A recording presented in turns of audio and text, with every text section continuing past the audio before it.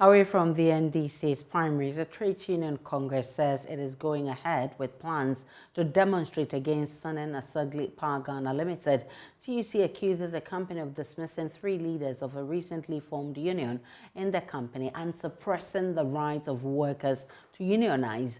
We'll hear from the spokesperson of TUC shortly, but first, though, listen to TUC Secretary General himself. Dr. Yalba announced during the May Day celebration the plan to demonstrate. Of workers' rights by some unscrupulous employers, especially the violation of the right to form a union or to join a union. And Mr. President, currently we are dealing with a situation, and it is a very strange one.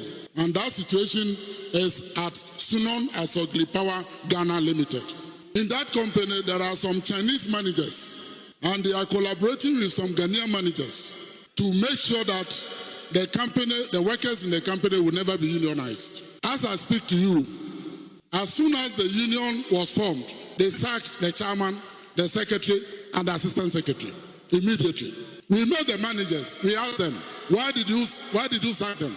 They told us there's no reason, except that they don't want them in the company again. These are people who have worked for the company 10 years, 8 years, and 5 years. Comrades, we are not going to sit down. If they don't reinstate the 3 colleagues that have been sacked.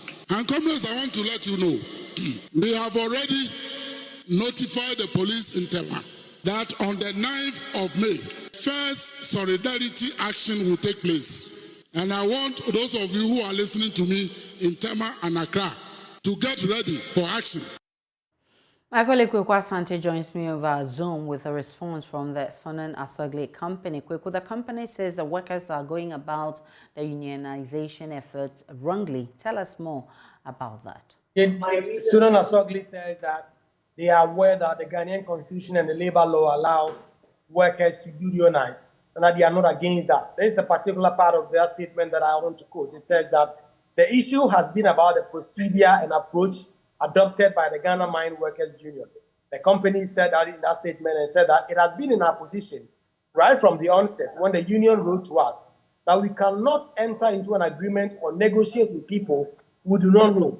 And that when the labor law talks about the worker, it is referring to a particular individual. It is generally pointing to the specific issues that it raised, that the workers have adopted a process that disadvantages the company, and for that reason, for which reason they do not want to endorse what the workers have done.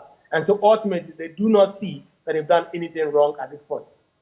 Still on labor issues, the Judicial Service Staff Association of Ghana says it will embark on indefinite strike action if President Akufo-Addo does not approve and implement their salaries and arrears from January. Kweku, what does this statement say, and what is the latest on the matter?